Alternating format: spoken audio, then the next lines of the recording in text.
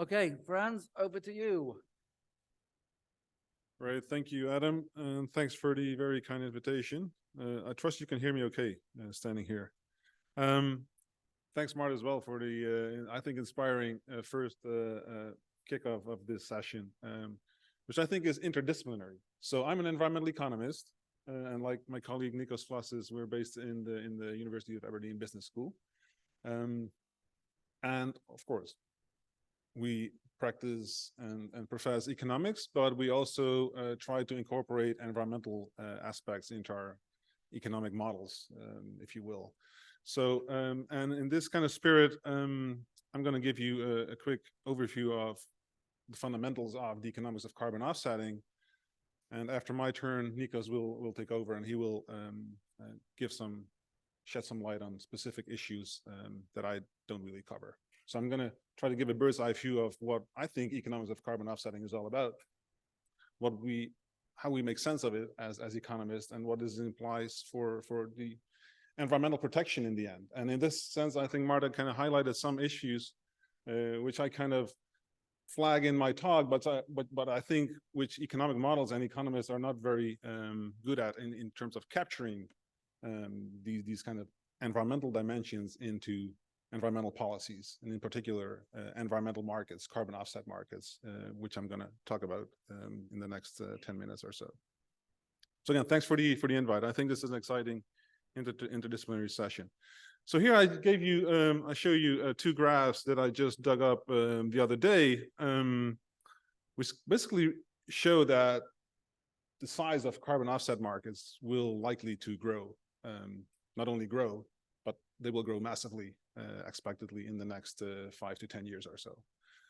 Here's a report written by Morgan Stanley. Given the whole decarbonization strategies that we can likely expect across the globe, essentially, this will only imply that the demand for offsets will go up, and also the value of offsets will likely go up. And I think to some degree we can see this kind of, and we talked about this during dinner, some kind of gold rush mentality that is going on in these markets as well, right? So we see investors moving into the sector, all other sorts of kind of rent-seeking kinds of behavior. And we also understand that if there's inefficiencies with respect to how economies function, there's money to be made. And we see this actively going on in these kind of offset markets as we speak. Here's another example from a report written recently. Same kind of message, right? So the global offset market is likely to kick off even more than we currently experience. So if we expect that the market is likely to grow, what can we make of it? Is there some kind of things that we can learn from the current practicing or the current functioning of offset markets that we have witnessed in the past decade or so? As I mentioned, I'm an environmental economist, and I work mainly on pollution control economics, trying to design mechanisms, policy mechanisms that deal with reducing polluting emissions. And when we talk about carbon offsetting, of course, carbon is the kind of common pollutant that we want to kind of regulate. And it's a very peculiar pollutant in the sense that it's uniform, right? It's very homogeneous. It doesn't really matter where we emit it and where it ends. Everybody is affected equally from it. So, and in that sense, the kind of uniformity of the pollutant is very ideal to kind of bring into some kind of market mechanism, if you will. Now, when we come to offsetting, and one of the questions that was asked, okay, what do we mean with offsetting, or what is an offset? Economically, it just means like me paying somebody else, say here in this room, to kind of reduce emissions on my behalf, right? So if it's cheaper for you here in this room to kind of reduce pollution, carbon, then in my case, you should do it and not me, right? And I can pay you to kind of do the mitigation measure on my behalf. Companies do the same thing. Companies investing in projects abroad, for example, who mitigate on the company's behalf. That is, in economic terms, what offsetting effectively means. As far as I am aware, this goes back to the 1997 Kyoto Protocol, which allowed for these kinds of exchanges to happen, right? So developed nations could pay developing nations to reduce emissions on their behalf. So it's in that sense it's quite an old it's quite an old concept in that sense. Now the million-dollar question is like, can these kinds of offset markets deliver in reducing carbon dioxide emissions? And so far the evidence is not very promising, right? So some would argue that there's no effect at all, right? So we have these markets, these offset markets, with the intention of reducing carbon, but we don't see carbon being reduced essentially. So something is not functioning right when we think about this in terms of a kind of policy mechanism design problem, right? Which economists are working on. So another aspect that was in the kind of the brief, if you will, of this climate cafe was about, okay, what does this mean in terms of the net zero targets that we are setting in terms of ambition, right? And this is not only in the UK, this is the same in the Netherlands where I'm from and in other European countries. So we kind of set these kind of long-term emissions abatement targets nationwide. We implement or design these carbon offset markets, which are not alone, right? Just to be clear. Marta, I think you had a very interesting slide where you say that offset is at the lower end of the preference ranking, right? Of making use of that kind of policy instrument, right? So we should be aware that even though that we have these offset markets, we also have other policy mechanisms in place that are targeted towards reducing carbon dioxide emissions.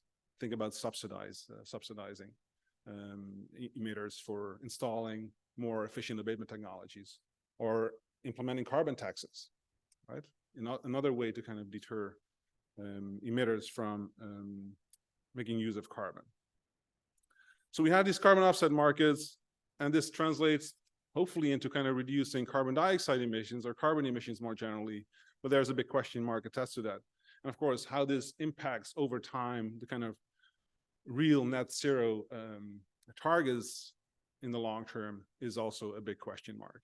So this is why I kind of put this into kind of this kind of circular figure here, right? So we set these long-term targets, we implement policy mechanisms, of which carbon offset markets is only one of them, and this should kind of direct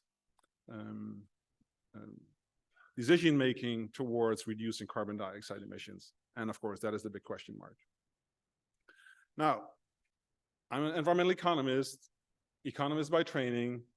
I believe in markets. Right, even though I might be here in the Lion's Den, there is power in markets on the condition that we design them carefully, right? That's one of them. The big advantage of markets is that as a regulator, if I don't have information of what your preferences look like or utility functions, right, the market can find out. Again, on the condition that you design them carefully. And I would argue that this is not being the case with carbon offset markets. Effectively, if we set these long-term targets and we are talking about net zero targets, right, which are very ambitious, that is our goal, right? And irrespective of what kind of policy mechanism we're using, whether it's carbon offset markets or carbon taxes or subsidization, they all play a role in kind of mitigating or reducing carbon dioxide emissions. Environmental objectives should reflect scarcity. And right now, maybe the carbon offset markets do not reflect scarcity. Prices matter, whether we agree with that or not. So market design matters, I would argue. Here's a graph that I dug up also 2 days ago, I believe. On the left-hand side, you see the compliance market. These show the prices of the carbon permits in the EU ETS, which are hovering around, well, what is it now? 70 euros per ton of carbon, right? It's reasonable, right? I think around 2013, they were close to zero. As I mentioned, right? If you talk about scarcity, having a carbon price close to zero does not reflect scarcity. No incentive at all to invest in reducing emissions at all. I think about a year ago, they were even above 100 euros per ton. That is when prices are starting to kind of matter and are starting to kind of channel investment towards reducing carbon dioxide emissions. On the right-hand side, you see here the prices in the voluntary, and I'm going to stress here the term voluntary carbon offset market. And these are nature-based carbon offsets. A few days ago, they were hovering about €1. Meaningless, futile, I would argue, as an economist. We have this market, the price is about €1 per ton, doesn't say anything, does not signal any scarcity at all. If you think about that, if you want to invest in carbon removal, the cost of that per ton is massive. This does not even come close in covering these costs. So here you see the evidence that we have this market, and I would argue the market is not functioning at all. Looking through the prices of this market, these prices are meaningless. So some fundamental issues. Why is it that the price is so low, right? Maybe these markets have potential, but have yet failed to kind of show some kind of credibility in terms of having teeth, right? These markets do not have any teeth, do not have any credible kind of incentive to invest in kind of projects that kind of remove carbon. Prices of carbon have been far too cheap, and one main concern is additionality. So we have been paying entities to reduce carbon in these kind of projects. These entities were already committing on reducing carbon in the first place. That is, they do not meet the kind of criterion of additionality, which was a kind of key criterion in the 1997 Kyoto Protocol as well, right? So we should only finance these projects for which the carbon is removed beyond of what would happen if the carbon market would not be in place. So these markets have not shown any kind of, have not met the kind of additionality criterion, essentially. Leakage is another issue. Marta already kind of highlighted that, and Nikos will talk about that in more detail later. So moving towards net zero, again, sticking to the brief of this climate cafe. How do we go about these markets, if at all we think there's a place of markets in the array or in the policy instrument mix that we make use of across societies, whether that is at the lower end of our preferences or at the higher end, right? If we believe there's a role for markets to play, how do we go about redesigning these kinds of markets that are possibly flawed, given the evidence that I've tried to show you? In a recent paper in Nature by Boyd et al., again, this is just fresh, so it's a topic that is really in discussion in the academic circles. They are arguing maybe we should price offsets according to quality, because now, right, 1 unit of carbon is the same everywhere, right? And maybe in terms of sequestration, it matters where you sequester, right? So maybe the market should allow for having this kind of heterogeneous prices depending on the nature of the project. Also, the markets, and I think this is another thing that, for me to take away a lesson, at least from Marta's talk, is like the duration, right? It's like right now the markets do not account whether carbon is sequestered for 1 year or for 100 years. I think it matters for the environmental quality, or in terms of the environmental targets. Right now, the markets do not account for that kind of duration aspect of the offset. Something to think about, and these authors are highlighting that. I mentioned earlier, right? So I showed the kind of two graphs where we have the EU ETS, which is a compliance market. All these sectors, these highly polluting sectors in Europe, are regulated, right? So they have to comply in the confinement of the market. The offset markets are all voluntary, right? It's also something that I think maybe deserves some attention. Maybe we should move away from the voluntary nature of these markets and make it also compliance in that sense. Also in a recent paper by Mendelssohn et al., they're arguing that most of these projects have been small scale, right? If these markets want to show some kind of effectiveness in terms of reducing carbon, maybe we should kind of scale up in terms of having these offsets tied to bigger projects, not these kind of very small scale projects. So maybe in that sense also it's the reason why these markets have not been really functioning in terms of reducing carbon emissions in the first place. And again, as a final point, I want to say it's part of the policy mix, right? It's not the holy grail, these kind of carbon offset markets, but maybe they have a role to play, depending on whether or not we can actually design and make them effective.